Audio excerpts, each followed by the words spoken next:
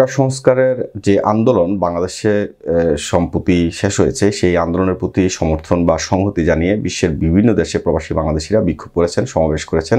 বিশেষ করে যুক্তরাজ্য, যুক্তরাষ্ট্র, ইউরোপ এবং মধ্যপ্রাচ্যে ব্যাপক আন্দোলন হয়েছে। এবং যদি বলি ইউরোপের ফ্রান্সে টানা 6টা আন্দোলন হয়েছে, তাছাড়া যুক্তরাজ্যে একাধিক আন্দোলন হয়েছে, ইতালির বিভিন্ন শহরে আন্দোলন হয়েছে, মধ্যপ্রাচ্যের একাধিক দেশে আন্দোলন হয়েছে। তাছাড়া ভিনদেশীরাও কিন্তু আন্দোলন করেছে। যদি আমরা বলি আমাদের পাশের দেশ ভারতের কলকাতায় ব্যাপক আন্দোলন লক্ষ্য করেছি, এছাড়াও শ্রীলঙ্কাতে আন্দোলন হয়েছে, জাপানে আন্দোলন হয়েছে। তো সুতরাং এই আন্দোলন নিয়ে পররাষ্ট্র মন্ত্রণালয়ের একটি বিবৃতি, যেটা সামাজিক যোগাযোগ মাধ্যমে ইতিমধ্যে ছড়িয়ে পড়েছে। তাছাড়া প্রথম আলো এই প্রতিবেদনটা প্রকাশ করেছে। তারা শিরোনাম করেছে, বিদেশে কারা কেন বিক্ষোভ করছেন জানতে চায় বাংলাদেশ। এটা ছিল তাদের শিরোনাম।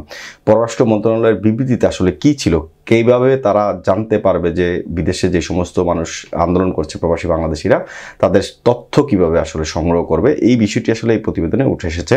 কোটা সংস্কারের দাবিতে শিক্ষার্থীদের আন্দোলনকে ঘিরে দেশব্যাপী সংঘাত ও সহিংসতা হয়েছে।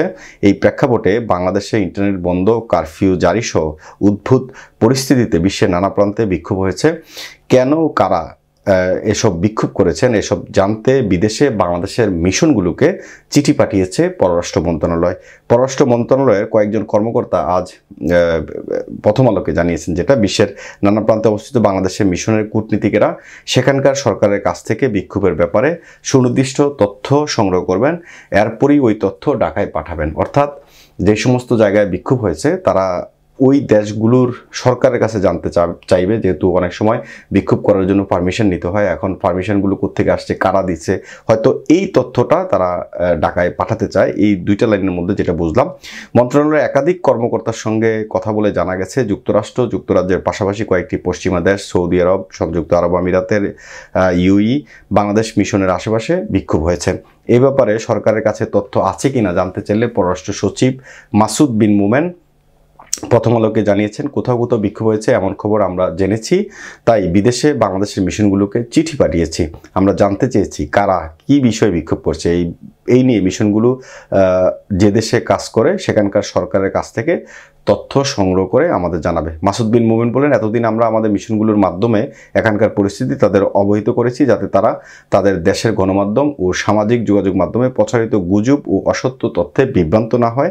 এবার আমরা তাদের সহায়তা চেয়ে চিঠি পাঠিয়েছি। তিনি জানান, পররাষ্ট্র মন্ত্রণালয় বিদেশি বাংলাদেশ মিশনগুলোতে অন্তত 6টি চিঠি পাঠিয়েছি। পররাষ্ট্র সচিব বলেন, দূতাবাসগুলোর সঙ্গে গত বৃহস্পতিবার থেকে মূল যোগাযোগ বন্ধ ছিল ইন্টারনেট বিচ্ছিন্ন থাকার কারণে। দিল্লির মাধ্যমে বা বিভিন্ন জায়গায় হয়ে মিশনগুলোতে অবহিত করা হয়েছে।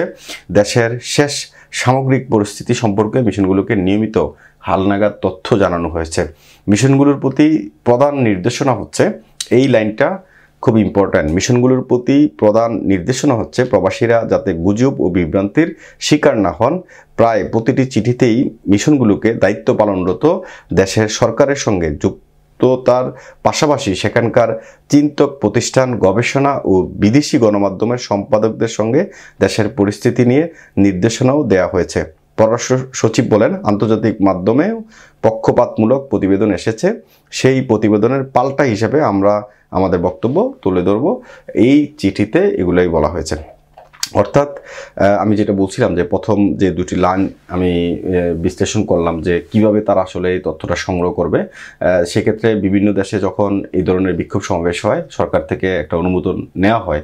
এখন যেই সব দেশে বাংলাদেশি মিশনগুলো দায়িত্বরত অবস্থানে রয়েছে, তারা সরকারের সাথে যোগাযোগ করলে সরকার তাদের কাছে সেই তথ্যটা দিবে কিনা, সেটা কিন্তু একটা বড় প্রশ্ন। কারণ এইখানে আমরা যারা পশ্চিমা দেশে বসবাস করি বা ইউরোপে বসবাস করি, সাধারণত এখানে একজন মানুষের ফ্রিডম অফ স্পিচ যে সুযোগ, সেই সুযোগটা কিন্তু রয়েছে। এক্ষেত্রে একজনের তথ্য আরেকজনের কাছে সেটা কিন্তু দেয় না। তো সেক্ষেত্রে বাংলাদেশ মিশন এই কাজটা কিভাবে সম্পন্ন করবে সেটা আমি জানি না। তবে আমার কাছে মনে হয়েছে যে পররাষ্ট্র মন্ত্রণালয়ের যে বিবৃতি, এটা কিন্তু ইতিমধ্যে সামাজিক যোগাযোগ মাধ্যমে ছড়িয়ে পড়েছে এবং নানান ধরনের কথা শোনা যাচ্ছে।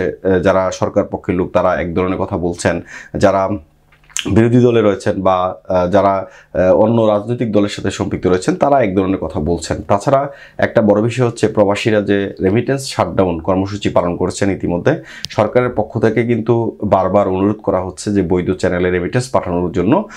আমরা বিভিন্ন সামাজিক যোগাযোগ মাধ্যম থেকে যেটা দেখতে পাই যে অনেকেই রেমিটেন্স শাটডাউনের ব্যাপারে খুবই উৎসাহী। তারা মনে করেন যে সরকারকে বেকায়দায় ফেলার জন্য একমাত্র ওয়ে হচ্ছে রেমিটেন্স শাটডাউন, কারণ এই রেমিটেন্সের উপর নির্ভর করে বাংলাদেশের অর্থনীতির চাকা যেভাবে শক্তিশালী হচ্ছে বা হয় সেই বিষয়টাকে তারা প্রাধান্য দিতে চাচ্ছে। আসলে কি রেমিটেন্স শাটডাউন করে কি আসলে এইভাবে করা সম্ভব? কারণ অনেক ক্ষেত্রে দেখা গেছে অনেক দেশে কিন্তু হুন্ডির যে ব্যবহার সেটা কিন্তু নেই। সেক্ষেত্রে যারা পরিবার পরিজনের জন্য টাকা পয়সা পাঠাইতে হয় নিয়মিত, অনেকের বাবা অসুস্থ, অনেকের মা অসুস্থ, নিয়মিত তাদের পরিবারকে টাকা দিতে হয়। অনেক পরিবার আছে অনেক নিডি, কোনো না কোনো কারণে যেই সন্তানটা প্রবাসে থাকে তার টাকার উপর নির্ভর করছে তার পরিবারটা। তো সুতরাং ওই জায়গায় যদি হুন্ডি না থাকে সে তাহলে এটা পালন করবে কিভাবে? তো সুতরাং বৈধ চ্যানেলে কোনো না কোনোভাবে যাবে হয়তোবা, কিন্তু প্রবাসীদের যে দাবি সেটা হচ্ছে রেমিটেন্স শাটডাউন করে রাখা। এবং এই রেমিটেন্স শাটডাউনের কর্মসূচির প্রতি সবারই দেখলাম একটা বিশাল একটা আকর্ষণ, এবং তারা সাধারণত এই কথাগুলো কিন্তু প্রচার করছেন যোগাযোগ মাধ্যমে যে রেমিটেন্স শাটডাউন রাখতে হবে, এবং 3 মাস তারা রেমিটেন্স শাটডাউন রাখতে চায়। আর সরকারের পক্ষ থেকে কিন্তু বারবার বলা হচ্ছে, আমরা 2 দিন আগেও আমরা প্রতিমন্ত্রী পলকের একটা বক্তব্য শুনেছিলাম, তিনি আহ্বান করেছেন বৈধ চ্যানেলে রেমিটেন্স পাঠানোর জন্য, এবং মাননীয় প্রধানমন্ত্রী শেখ হাসিনাও কিন্তু একটা বক্তব্যে তিনি প্রবাসীদের কাছে আহ্বান করেছেন যেন বৈধ চ্যানেলে দেশে টাকা পাঠায়। কারণ এই কয়েকদিনে কিন্তু প্রচুর পরিমাণ ক্ষয়ক্ষতি হয়েছে, এবং রেমিটেন্স যে কমে গেছে সেটাও কিন্তু বাংলাদেশ ব্যাংকের তথ্যে কিন্তু উঠে এসেছে। তো এখন বড় কথা হচ্ছে যারা প্রবাসীদেরকে চেপে ধরতে চায় বা কোনো না কোনোভাবে সেই প্রবাসীরা কিন্তু এখন প্রতিশোধ নিতে চায়, অর্থাৎ তারা রেমিটেন্স না পাঠিয়ে যারা তথ্য সংগ্রহ করতে চাচ্ছে। অনেক ক্ষেত্রে আওয়ামী লীগ বা সরকার দলের নেতারাও সামাজিক যোগাযোগ মাধ্যমে বিভিন্ন ধরনের পোস্ট দিয়ে উস্কানি দিচ্ছেন যে তাদের তথ্য পাঠানো হবে, তাদের পরিবারকে হয়রানি করা হবে। তো এই সমস্ত কথাবার্তার কারণেও কিন্তু প্রবাসীরা অনেক ক্ষেত্রে ক্ষিপ্ত হয়ে আছে। তো সুতরাং আমি মনে করি যে যারা গুজব ছড়াচ্ছেন সামাজিক যোগাযোগ মাধ্যমে বা হুমকি দিচ্ছেন বা উস্কানি দিচ্ছেন, এই জায়গাগুলো বন্ধ হওয়া উচিত। এবং আমি যে প্রতিবেদনটা আপনাদেরকে জানালাম প্রথম আলোতে এটা প্রকাশিত হয়েছে, প্রথম আলো নয়, এটা আরও অনেক পত্রিকায় প্রকাশিত হয়েছে, বাংলাদেশের সব প্রথম সারির গণমাধ্যমে আসছে। তাছাড়া এই বিবৃতির অংশটা সামাজিক যোগাযোগ মাধ্যমে কিন্তু ইতিমধ্যে ছড়িয়ে পড়েছে। এক্ষেত্রে সরকার কতটুকু আসলে এই জায়গা থেকে তথ্য সংগ্রহ করতে পারবে সেটা হচ্ছে বড় প্রশ্ন।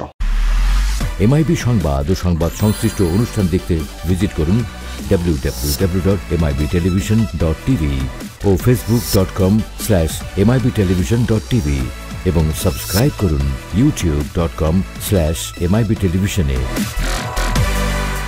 MIB টেলিভিশন, সত্য খবর, সঠিক খবর।